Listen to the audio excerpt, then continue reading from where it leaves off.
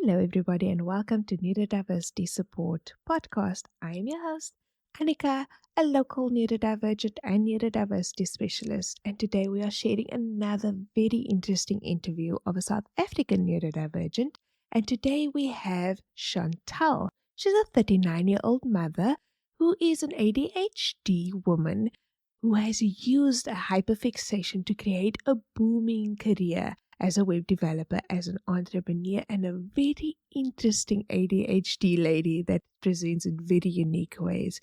I'm excited to share this beautiful story with you. Enjoy.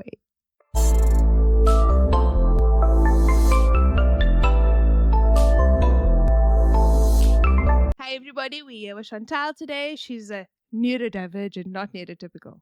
Neurodivergent mom, single mother, and she is ADHD with a lot of interesting presentations of her ADHD. Hi, Chantal. Tell me Hello. how and when were you diagnosed? I was diagnosed as an adult, and surprisingly, one of my kids are actually ADHD, and I had her diagnosed by a professional therapist. And through her, I realized what my symptoms were, and I was starting to become more aware of, my attention span and procrastination, the smaller things that are more obvious. Yeah. So I did discuss it with a doctor. Those years, I just went to a GP, and we started to match up symptoms, and Okay. it was so. But why did you get so why did you get your daughter diagnosed? So she in grade R, the teachers actually contacted me and said, she's a dreamer. When the project that she's busy with is completed 30%, where the child sitting next to her, the project was completed 60% Yeah. in the same amount of time. And that persisted constantly. And then I had her assessed, because we then realized she's not particularly hyperactive in running around, but her mind is all over the place. So she looks out of the window, or she looks at a picture on the wall, and she gets completely Daydreaming. distracted. Yeah. Yeah, and she disappears into her own world. So What year was the that? teachers, I beg your pardon? What year was that? Can you remember? How old are you in grade R? 5, 6? So about 8 years ago. Okay.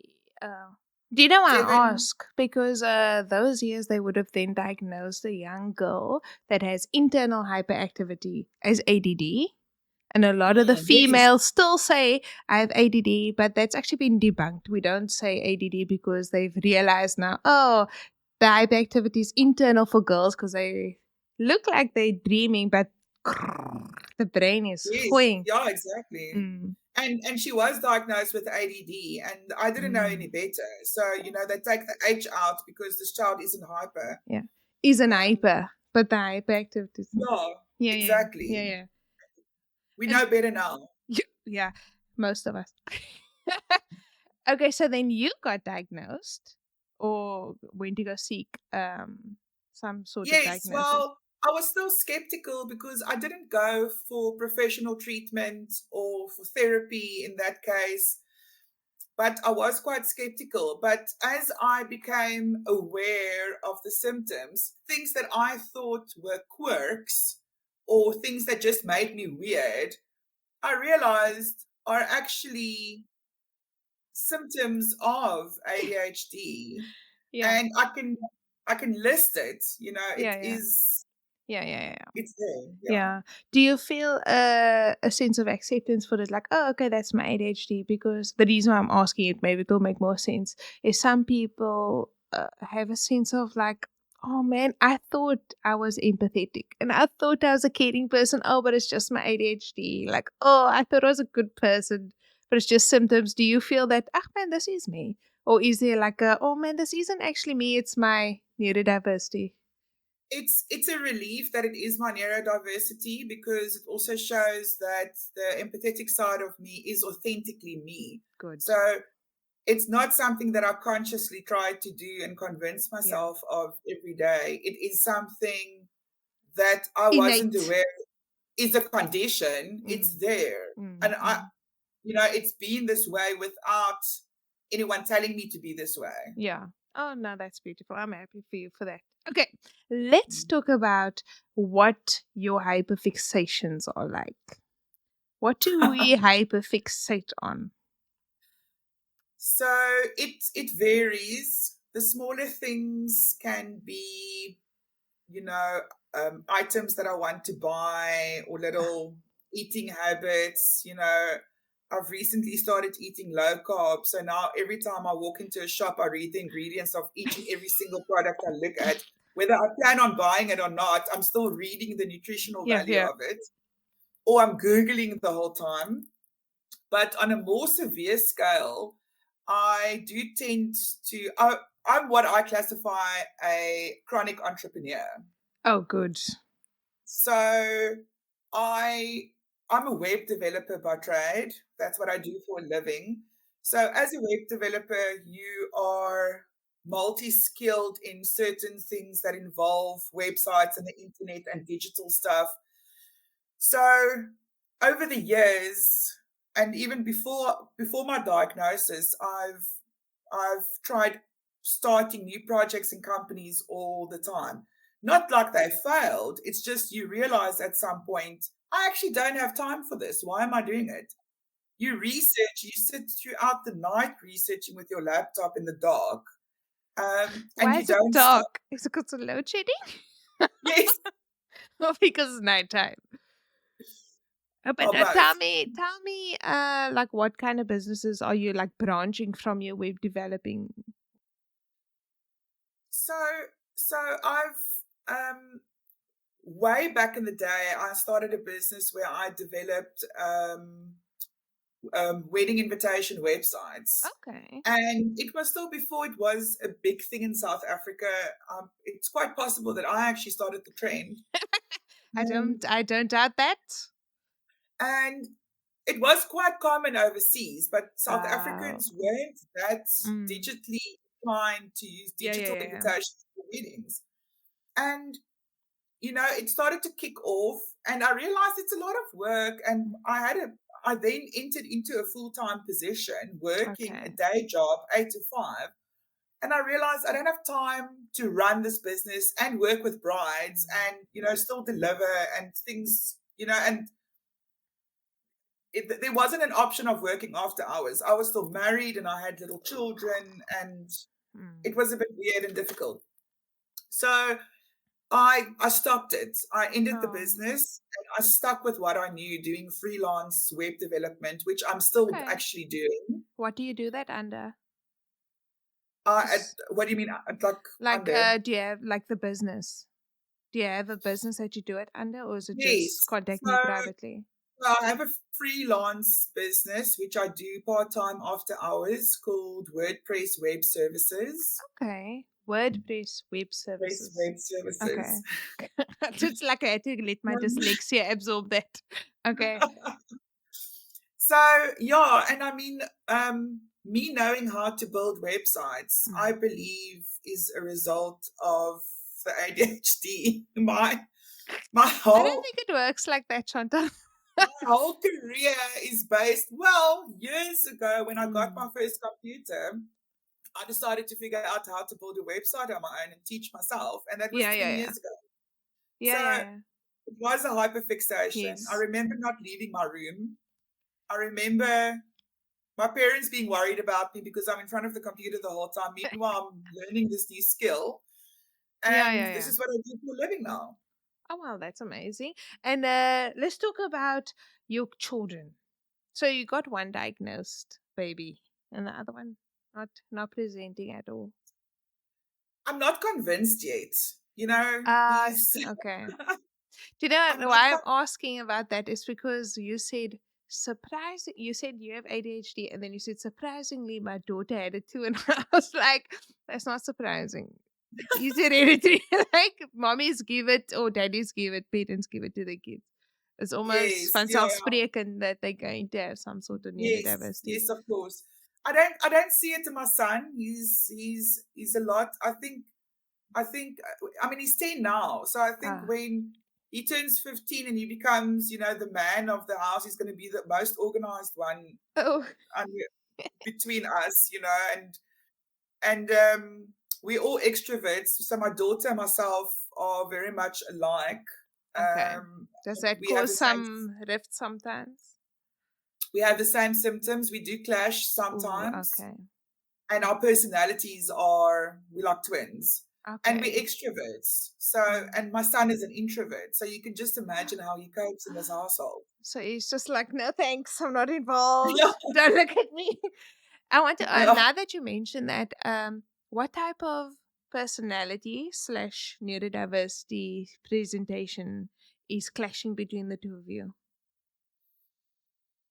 I would say, I would say my,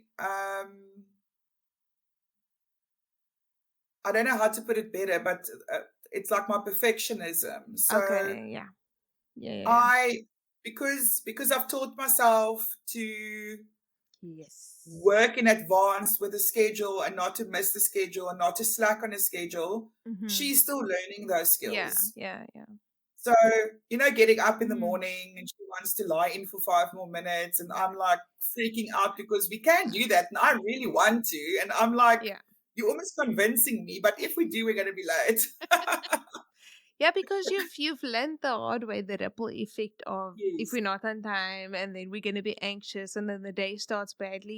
You've got the years under the belt of yes, experiencing exactly. the backlash of that. Was your mommy any help with developing those coping mechanisms? Your You know, parents? it was never a problem. So I was never seen as naughty. I Okay. was seen as stubborn and that You? I talk a lot No, I and that don't I talk believe out that. of turn. so so me talking out of turn and talking a lot. I always got into trouble at school for Mm. talking too much, Chicky back, and chicky back. You just get yeah, labeled. I Mm. always got into trouble Mm. because Chantal talks a lot, and my mom used to pay me to keep quiet in the car on our trips away Bribery and for corruption. weekends. Ayun. I used to make a lot of money in the car, getting paid R5 for each 10 minute not talking. And Was it so difficult though, knowing that you're gonna get a 5 rand is still like, did you no, it was a struggle? great incentive. It Oh, was a okay. great incentive. So yeah, Motivation. I Mm. am quite reward driven. Mm, mm, mm. But my mom didn't know, and I didn't know, and we just Mm. thought this is how I am. And Yes. I was difficult, and there were some mental health issues present as a Mm-hmm. teenager. Confusion. I had a stepdad. Um, Okay. there was a lot of stuff that played a role. So we Oh, always looked at it as this is a something bit of a else. dysfunctional. Yeah, it Yeah. could be the Mm, mm, mm, dysfunctional mm. family Yeah. or something like that. Oh. Creating these So it kind of symptoms. went under the radar because there were so many other Yes, distractions. Okay, I get what you're saying. but But people in my generation didn't have ADHD when yeah, I was a child. no. Yeah, I mean, your daughter had No one did. ADHD, which isn't even an accurate Yeah, diagnosis. exactly.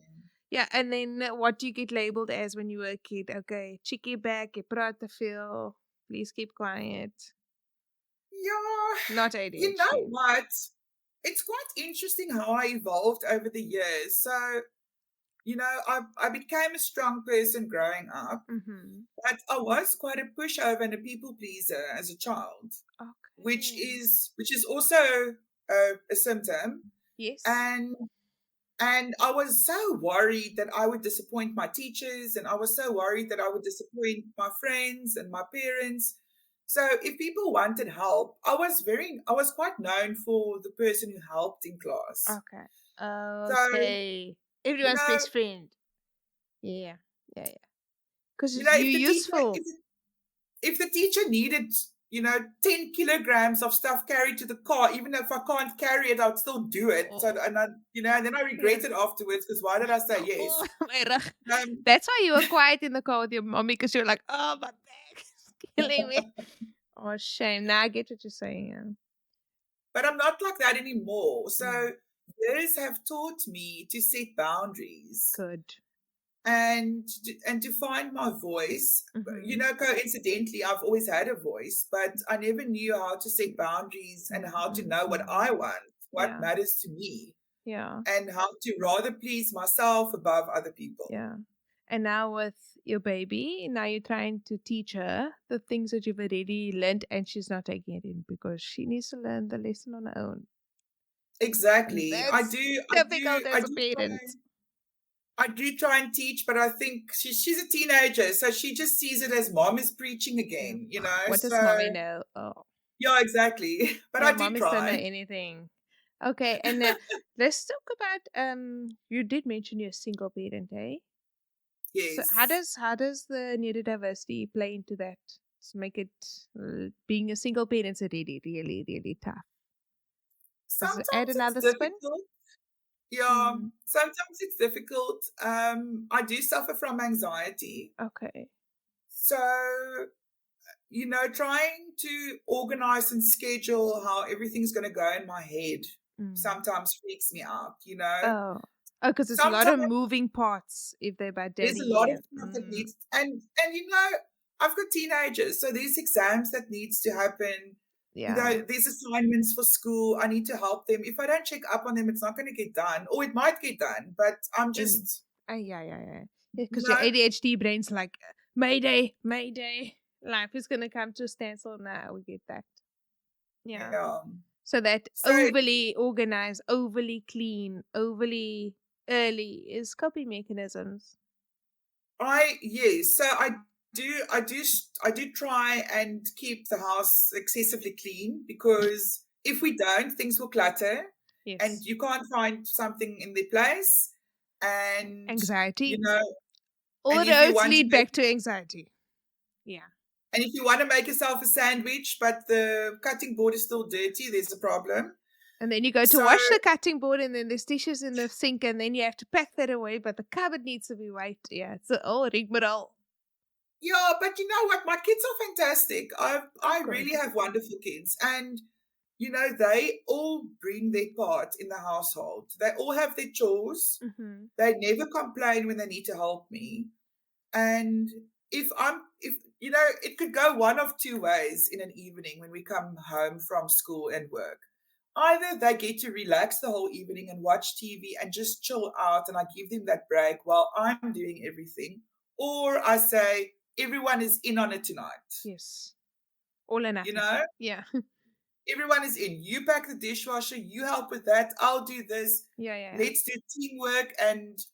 But I do, they're not little soldiers. So I like it when they do have some relaxing yeah, time yeah. after school. Yeah. No, that's it. That's amazing. I want to ask about something that might be uncomfortable, but it's true for a lot of ADHD parents. How quick are you from 0 to 100? Like, do they also like, Emotionally. yeah, if I ask you once and you don't listen, please come. And then the second time, bruh, Yeah, yeah. isn't. No, quite quick. But And then the repercussions of yourself to yourself after that. Are you forgiving to very yourself? hard. No. And then I'm very back hard to on myself. anxiety destination. Yeah. Yes, yes. But you know what? It's one of the things that I've taught myself over the years is that there isn't ever a good reason to get angry. So I Mhm. do become stern, but I try to teach my kids that anger is an emotion that should be reserved for certain Yeah. things. And Emergencies. it's no, Yeah. but it is, and Yeah. it's not something we resort to very easily, and it Good. shouldn't be because anger is a very hardcore, serious Yeah. emotion that has a great effect on the body and the mental state. Um, and I don't think anger is an emotion that we should ever Mm. resort to. So I become stern. You Yeah. know, guys, I did ask you once. You are still not performing. Please come and help me now. I'm not going Yeah. to ask you Yeah. again. Yeah. Finish your job, but I'm not angry. Yeah, no, I don't think it comes from I don't think it stems in anger. I think it stems kind of more in getting overwhelmed, like sensory Mm. overload. Things are not falling into place, and then the moving parts that were already moving really quickly starts moving doubly as fast. So then it's actually more of a panic than a anger. Then it's Yes, like a but you can outlearn that. You can teach yes, yourself 100%. to not feel, and I know what it feels like. Your whole head goes hot. Yes. You get Yeah. warm in your head. Like am I having hot Um, flashes or what's yes, happening? Yeah. it doesn't happen often. Oh, It good, doesn't. For good, me, good. it doesn't. I've taught myself to deal with it, and Yeah. I've had 20 odd years or whatever to try and manage this thing. So Yeah. I have taught myself to handle things better, and these kids are going to remember that. That mommy is a good example too. How you respond to things. I Yes. used to be like that with my kids. I used to sometimes end up screaming, and I Yeah. hated myself for doing Yeah, and that. then you cry yourself to sleep. Like, why to do that? But it's difficult. Exactly. But we learn from our mistakes. We look back, we Mm. tell ourselves, the only way that we can actually do better in the future is if we practice it. Yeah. So you practice the future, you rehearse the Oh, future. that's profound, And actually. and that's how I come out of the futures industry at the university, and that's how Ah. I taught myself how to respond when certain things happen. You can Mm. literally stand in front of the mirror and practice it, and Yes. you can teach your brain to follow Yeah. that path to Yeah. react differently. Well, that's essentially what self-defense classes are. It's like Mhm. practicing the future so that you have that muscle memory, so that when it's presented to you, you prune the neural pathway of the normal way that I respond to it, and I'm gonna Yeah, try and do exactly. it the new way. Yeah, that's actually very profound, and that's a discussion on its own because I think we can talk about it for hours. Yeah, no, we And can how we to can we can definitely. I want to speak to you about how being the empathetic side and also a little bit of the people pleasing side. What is it like when your children are having emotions for you? Difficult It's emotions specifically. it's hard. I do try and I want to be a realistic parent. Yeah. So I'm not the parent who's always going to tell my kids that they were right in situations. Hmm. But it does break my heart when my kids come home, and it's happened very few times that they come home and there were kids that were nasty with them at Yeah. school. And what I've Oh, also learned over the years how to manage certain things is you follow protocol. yeah. And I teach my kids, about ethics and morals and how to follow protocol. If someone is nasty to you as an adult, if you're being harassed, you go to the police and you get a protection order.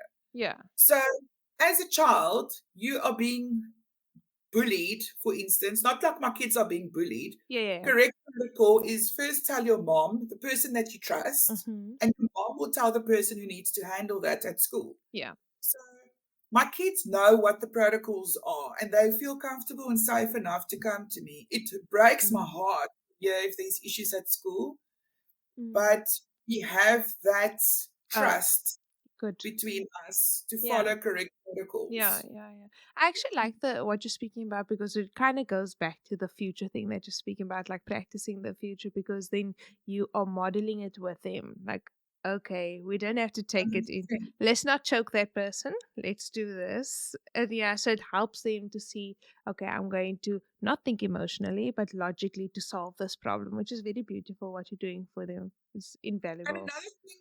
another thing that's helped them since a very young age, I've taught them that kids who bully at school, kids who are Mm, bullies, mm, usually come out of dysfunctional yeah, households. There's it's something wrong at sad. home. Mm, And they don't know how to express their emotions. And it's yeah, not right for them to express it on you or on yeah. anyone, but also understand that what they are doing actually has nothing to do with you. Yeah, yeah, yeah. No, 100%. That's beautiful. I love that you're doing that for your babies. I'm going to ask one more question about your babies and we'll move on. Do you, knowing that your daughter is neurodivergent and your boy is not, have a different approach when you parent them, when you discipline them? No. Is that a difficult question? Oh, good. No, I like that answer because she's going to be in a neurotypical world in any way. And so, too many accommodations. On the one hand, I'm obviously an advocate for accommodations, but too many also cripples them. So it's good. Yes, I do feel like that. And I also don't want my son to think that he's the odd Uh, one out, yeah. not being neurodivergent. So everyone's getting special treatment, Mm, and not him. So, no, I get at that. the end of the day, punishments are punishments and consequences are consequences. Definitely. And, Mm. it's very, and I'll be honest with you, I boast about my kids a lot, but there aren't plenty of times that I need to punish them. They're They've very got good an amazing mommy, so they becoming amazing people. They're doing a good job. Okay, let's talk about silly things about how your neurodiversity presents itself. Let's talk about your sensory inputs. What's your senses like? why, why do you laugh before I even ask the question? What's your sensory processing like? I'm laughing because I know which direction you're going into. I'm not going to speak about spirits yet. We're first going to talk Oh, about. no, no, no, no. Um, Do you want to so speak about spirits? Because we can talk no, about it. it's not. No, I'm not laughing because of the spirits. Okay, so people are gonna wonder what we're talking about now is the inside joke. Sometimes I see ghosts. Okay, I don't know if it is because there's air moving past my face, but I see ghosts in certain Well, places. we can make sense of it if we talk about your reflexes, like how sharp your reflexes are, because it's a pity that we're on Zoom, because otherwise we could have actually done a live demonstration of your reflexes and just seen how quickly you can catch a ball when it comes to your face. But I mean, you do Yeah, have above average reflexes. I do. I'm like Spider Man. It's weird. It's I can't catch a ball like that, but I can deflect something that flies Yeah, towards you my see head. it's kind of, you just feel I that see it, energy is and approaching you. I can feel the air coming towards me. It sounds so like it sounds ridiculous, and any neurotypical that's listening to this is gonna be like, okay, that's weird. But I'm telling you now, there's a massive fraction of neurodivergence that feel the same thing. It's because your senses are taking in everything all at once. It's not our fault that neurotypicals can only focus on one sense. So they narrow in on the conversation they're listening to, and then they kind of zone out on the things around them, and then they think it's weird that you can feel or hear or sense the things around you is moving and listen to the conversation. That's just because Yes. your receptors are wide open and taking everything in, and that's why you can perceive some ghosts. Also, And the spirit and thing it's is real strange though. because sometimes you can't shut those things down Yeah, because you go to a restaurant, you want to have dinner with your friend, but you hear all the conversations around you by that's the all the worst. tables, That's so and you try to not yeah. listen to it. You try to not hear it. Especially if it's You try conflict and you're like, why are we fighting? Why and are you we try to upset? just focus on the person in Yeah, front of you, but you literally can't because there's too much going on. yeah. No. Do you know, if I look across the room really quickly, then you can very easily see the dates it's going well and the dates it's not going to end well that evening. And then I'm like so drawn to it, not because I'm like nuskierig. Maybe there's a small aspect of being nuskierig, but it's because I'm concerned. Like, are you guys going to make up before you leave the restaurant? Are you guys okay? Then my ass was like, stop focusing on them. I'm trying to speak to you. I'm like, why didn't you watch it with me? Because it's just like it just draws, like, I don't know, it just draws Yes, your attention the whole time. And like, okay, fine. I'm listening to what you're saying. But then I'm like still looking at the other people. But it's because you can just it's feel it, man. difficult. Yeah, you can It's just feel it. difficult. And there's a conversation going on behind your back, like at the back of your head, and you still struggle to focus on the person in front Mm. of you So long you don't because they answer them talking. when they No, ask you. no. No, it was um, Man United that lost, not Arsenal. well, They did. that also is a problem because sometimes we do that. My, do you know my mother does that a lot? And I'm like, Mommy, you can't speak to everybody in the shop. And she like just talks to them like she's been friends with them for best friends for years. I'm like, I can't do that, Mom. Sometimes I hear people having a debate about something, and I'm like, well, actually, Studies have shown. Well, my mother's like, let me hear your life story kind of conversation. I did like, and I get very invested when I see mothers' interactions with their children in the shop. And then I want to actually defend the Me children. I'm too. like, actually, they didn't do that. Like, why are you saying that? I was actually at the spa the other day and I was supposed to be paying. And then the mother opposite, the till opposite me. So the customers face each other in that spa. Like the tills are like that. You know what I mean? Yes, yes. And then the mother was saying, scolding the children, saying, "Ag nie hulle nie." And the boy was like, he was so sad. But it's like a, let's say 12, Mm. 13, 14. I was like, I'm all for discipline, but sometimes like your heart bleeds. But that's why any negative emotion, I'm like drawn to it. Like, do you need a hug? Are you okay? Yeah, no, definitely. But Yeah. do you want to speak some more about your spirits? Do you have friends that you know? No, I don't know any of the spirits personally. They just float past my face every now and See, now again. I'm teasing you about it, but I swear I've seen spirits in my house. Like, one particular one. And she was busy swinging in the swing. We have got a jungle gym here with two swings. And the one swing was swinging, and the other one was standing dead still, bro. Like, dead. And my house was like, stop talking about the spook, man. I'm like, can you not see? I'm like, Elizabeth. I just named her Elizabeth. Go home to your mommy now. It's because I know it's a small girl. I know it's a small girl. And my husband Yeah, you thinks see, I'm that's deranged. freaky. Now, no wonder your husband gets upset. That's very freaky. But it's because when You we know when moved you in, see they told us there's people. a spirit here. But then I was skeptical, but then I saw her and I felt her. And my daughter Okay, did as well, well. maybe it isn't a neurodivergent thing, or maybe our brainwaves are open enough for them to present themselves to us. Who knows? Oh, So all the you people asked listening is like, what on earth is going on here? you asked about the sensory stuff. Yeah, So I over the years, as I've evolved into my role as an ADHD person, I love accepting that. it. Yeah. Um, Just came out as I a butterfly. Yes, Yeah, it is. That is, when self awareness is the key to mm, all of this to be able to definitely. manage it. Yeah. So, so as I evolved, as I got older, I realized wearing colors freak me out. Yes. And I look at colors and I think, wow, that's a stunning blue or that's a stunning orange. I love it. But as soon as that color is on my body, I feel like my brain is going to explode.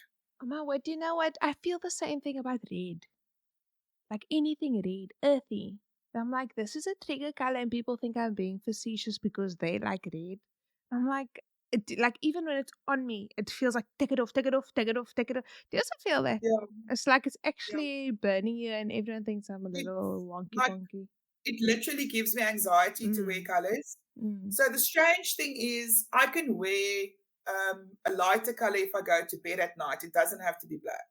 But if I go out in it's public very or if dark. I'm working, I need to wear black all the time. Okay. It's gotten to a point where my own personal website that I've built, I was so optimistic about it. I created my website in pastel colors. Everything was pastel. Pastel blue, pastel pink, pastel Yes. green. It looked stunning. All the colors were in the correct shade. And I even consulted with a few of my graphic designer friends. They loved it. Last week, I looked at this website and I thought, I can't do Heck. this. And I made everything black, Are the you whole website. joking? But can you, like, when you're doing web design, happily do it for somebody else? Yes, when I'm serving a client, and I'm saying serving because essentially I'm working for that client, Yeah. they have a certain brand. So with web development comes understanding the brand of the client. Yeah. And quite often there's red and there's blue and there's orange. It might not look Mm, nice to me, but the client understands it, and that's mm, what they've been building on. So yeah. I need to respect it. But what I'm specifically asking is when you're building it for the criteria that they want, do you see, okay, that looks nice in the for them? Or does it just Yes, look like, oh, yes, yes. um, I can look at quite a lot of colors together and think it looks stunning. Like Okay. I'm I'm fairly attracted to blues. I've been Okay. told it's because I'm a Cancerian, but I'm quite You what? attracted to blue because I'm a Cancerian, What's that? What a is that? star sign, a star Alrighty. sign. Okay. Okay. I'm back. So I like teal and I like, Mm-hmm. like a green, blue, and I like the colors of the ocean. I like looking at the ocean, but I can't Mm-hmm. wear it on my body. I don't know. The colors have a feeling. Like I think they feel a certain way, and then there's a lot of autistic people that feel the same way. By the way, that also I can't wear red, I can't wear green because it hurts me. I feel that too. Red hurts me. I can't. It's just.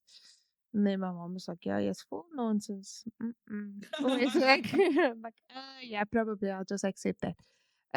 I want to say to note rather that how the empathy that you have from your ADHD coupled with their hyperfixation is a big reason why you're so successful as a web developer. Because of your empathetic people pleasing side, you are able to connect with your clients so Yes. perfectly and really get a sense for what they want, even when they are struggling to articulate what they want. You can connect with them. So it's a very cool thing actually. Okay, let's you want to say something? No, I wanted to say clients have said that before. That you can Yes, understand them and meet their needs. I yes, can yeah. believe that. I can believe that. Let's talk about stimming. Do you stim? Do I? Stim. Like, do you bounce your Um, leg?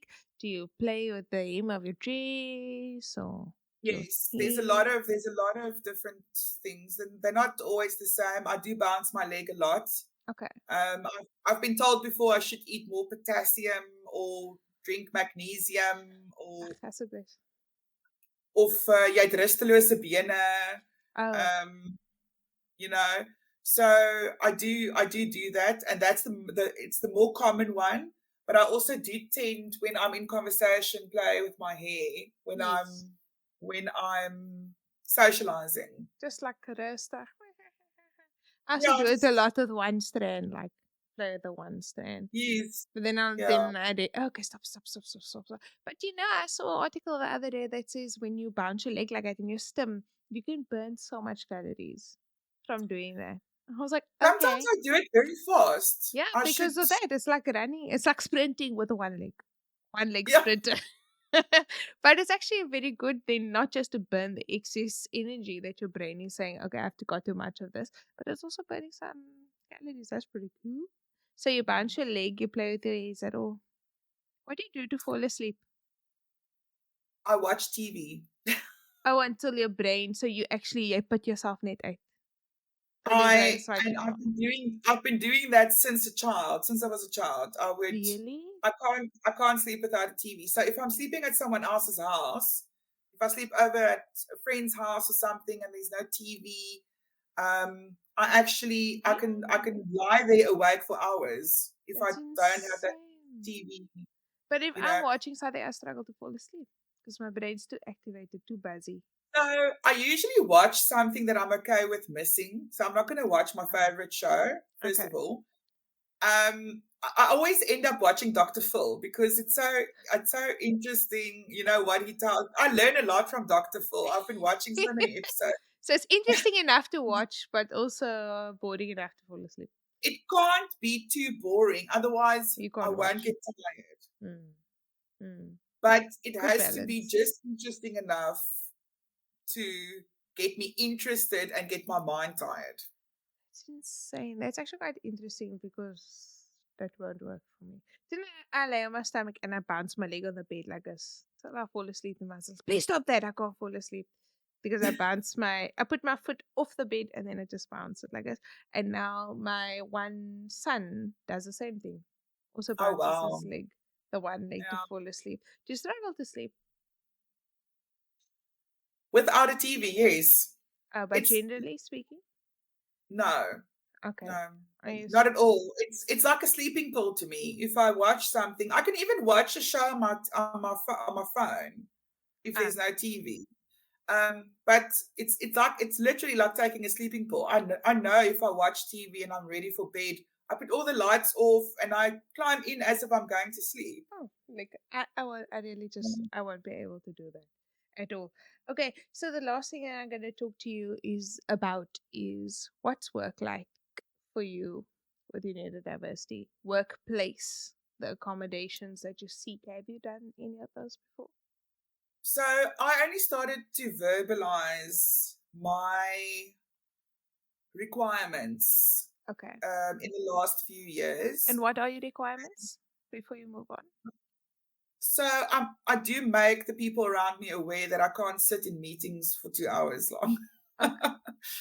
um, Nobody should sit in a meeting for 2 hours though. so I do have a lot of respect. I mean, everyone understands me and has respect for the fact that I can't focus for too long. Yeah. And I do tend to, my mind wanders away. I'm in another place, or I'm Mm-hmm. browsing Facebook, or I actually verbalize in the meeting and I'll say, I'm sorry, but I can't focus any longer.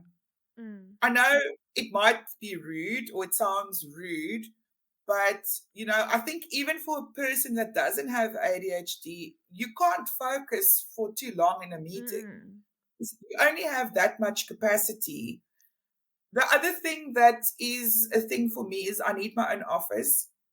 So Okay. I struggle to sit in a shared office. It's distracting though. It's Like if they and answer the call and you in the call with him. No, bro. Okay. I and I already struggle to focus sitting on my own in my own office. So Yeah. what I often do is I tend to get up from my chair a lot and I need to Okay. walk. So Okay. I walk to the kitchen or I walk and I go get coffee and I can only focus for a certain amount of time on a task. When the task is done, I get up and I walk and I go Okay. talk to someone or I get coffee and I come back. The other thing that is a challenge for me in the workplace is um, it's not that much of a challenge anymore, but it used to be procrastination. Okay. So when you've got 10 tasks on your plate to do, you sit and you tell yourself, there's 10 things to do. How do I even start? Yeah. So how did you And overcome that? for me, I realized I tell myself, start with 10%. Okay. So it's a 10% Chunked rule in it. my head. Okay. So let's say, for instance, I need to build a website. Yeah. Um, I tell myself to get yourself going, just install the application so long. Yeah. That's the only thing you have to do, or just, you know, do the basic, Yeah. like do the prep work Get the even. ball rolling. Just get the ball rolling. And then I actually realized, the gratification starts setting in Mm. and I end Some up not doing dopamine. it. Yeah, Mm. I end up finishing it. Oh, okay. That works. So Yeah. your 10% is actually just getting a dopamine hit, which motivates you enough to just carry you through. Oh, that's very clever, actually. Then, like, I use that analogy with some of my kids to say, Rocky, when that scene in Rocky when he goes up the stairs and then he stands on top like that. If you had to look at the whole staircase and you look up at it, it looks like a lot. So all you have to do is Yeah. look down at one step at a time. And then you're like, oh, I did it. I can do another one. And then next thing you're halfway through. And I think that's kind of exactly the same thing with different words. It's really cool. 10%. Ah, okay. What did you call The it? other thing, it's a 10% rule. The 10% rule. Nah, I like that. I'm going to take that You know, from the, you. the, the other thing the other thing that comes with years of teaching yourself in ADHD is accountability. Hmm. Because, at the end of the day, if I don't do my work, I don't have a job. Yeah. Yeah. So there is an accountability factor, and you need to weigh it up. What's worth more? Yeah. Do I have the luxury to mess around and not do this work? I'm going Mm-hmm. to get into trouble, or do I just do the work that I'm getting paid for? Yeah. Yeah. Bite the bullet and do it. Yeah. I'm going to end with you this evening by asking what is one thing you wish you knew when you were younger that you know now? It's a tough one I've asked now. And I should have picked you for this question.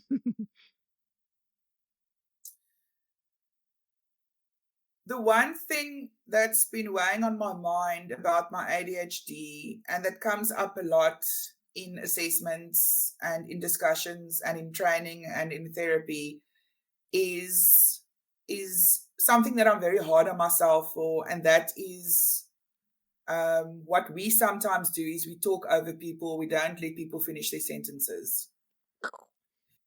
And I had a discussion with someone today, and I realized that I came to the realization, telling this person, it's one of the things I realized that it could potentially hurt other people when you do that.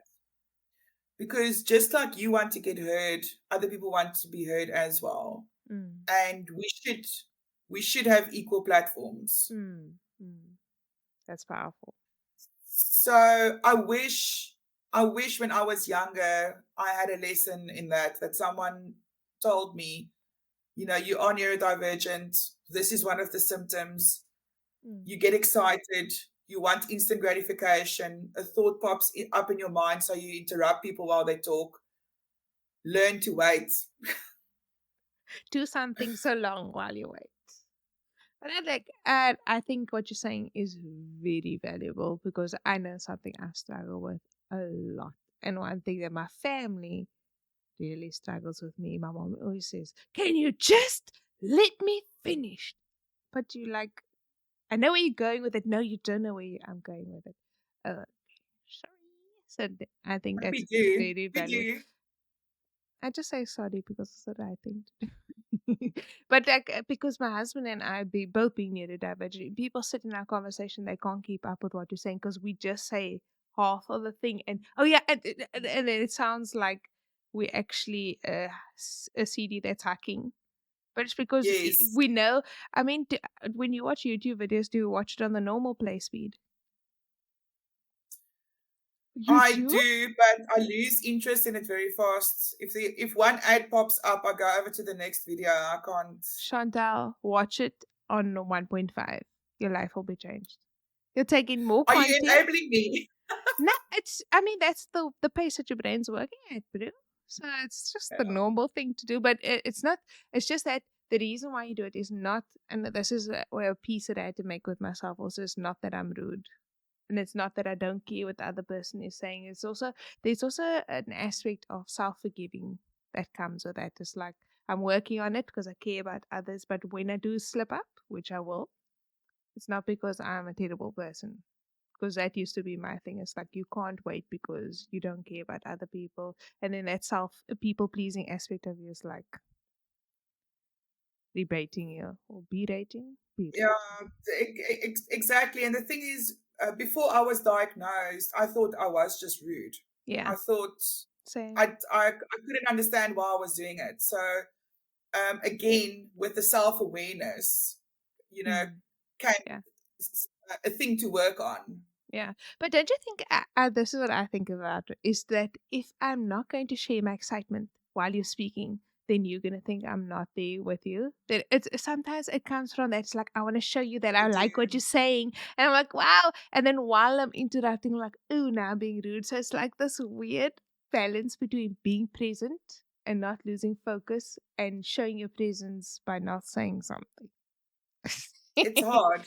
It's hard That's how we because we work are at it. very excited people. We are very excited and we want to share stories and we want to show that we're interested and that we can relate to what people are telling us. We story sharers. That's the best thing about Yes. ADHD people. They have stories for every context in the world. Oh, I've got stories for days. And very interesting stories as well. Chantal, thank you very much for joining us this evening. I know your story is going to be valuable to many South African female neurodivergents of your age. Did you say you're 39? I'm 39. Nearly 40, bro. Almost going to I have a know, big right? party, And all in black I still party. look 25. No, girlfriend, you look 21. You're going to have your 21st soon. Thank you very much, Chantal. Appreciate you. Thank Have a you. lucky evening. Thank you, you too. Bye. How relatable is that story? Oh my goodness, Chantal is such an interesting woman, sharing her story as neurodivergent in South Africa, a single mother, being an entrepreneur, I mean, there's many points that were very relatable and other points that I thought was very unique and very amusing, to say the least. I'm very excited that she has shared a story with us, and we, as Neurodiversity Support, want to hear every single one of your South African neurodivergent stories. We want to share one story at a time, and we would love it if you would share your story with us. Connect with us, ask your questions on Facebook on our Neurodiversity Support group. Please join us there and then start the dialogue. Say you want to share your story so we can create that safe community of South Africans who are neurodivergent, sharing our stories in a safe space so that we can all feel just a little bit less alone and a little bit more included and loved and appreciated for our beautiful neurodiversity. We are excited to see you next week for another Neurodiversity Support podcast. Bye.